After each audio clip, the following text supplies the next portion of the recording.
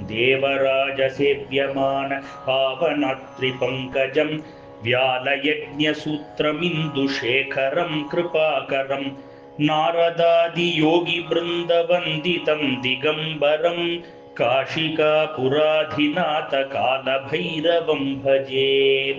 भानुकोटिभास्वरं भवाब्धितारकं परं नीलकण्ठमीप्सितभ्गधायकं त्रिलोचनं कालकालमम्बुजक्षमक्षशूलमक्षरं काशिकापुराधिनाथकालभैरवं भजे। शूलठङ्कपाशदण्डपाणिमाधिकारणं श्यामकायमाधिदेवमक्षरं निरामयम् भीमविक्रमं प्रभुं विचित्रताण्डवप्रियं काशिकापुराधिनाथकालभैरवं भजे। भुक्तिमुक्तिदायकं प्रशस्तचारुविग्रहं भक्तवत्सलं स्थितं समस्तलोकविग्रहं निक्वनं मनोज्ञहेमकिङ्कणीलसत्कटिं काशिकापुराधिनाथकालभैरवं भजे।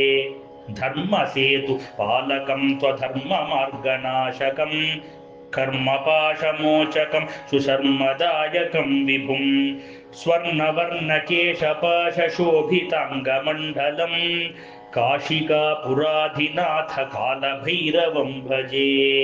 रत्नपादुकाप्रभाभिरामपादयुग्मगं नित्यमद्वितीयमिष्टदैवतं निरञ्जनं मृत्युदर्पणाशनं करालदंष्ट्रमोक्षणं काशिकापुराधिनाथकालभैरवं भजे।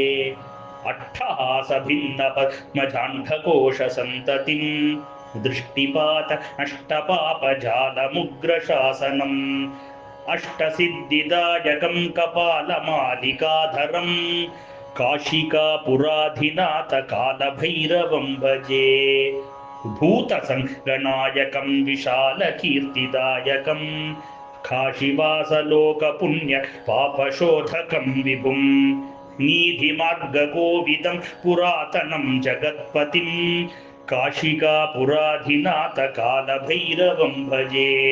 कालभैरवाष्टकं पठन्ति ये मनोहरं ज्ञानमुक्तिसाधकं विचित्रपुण्यवर्धनं शोकमोहदोपधीप्यकोपतापनाशनं ते प्रयान्ति कालभैरवाङ्घ्रि सन्निधिं ध्रुवम्।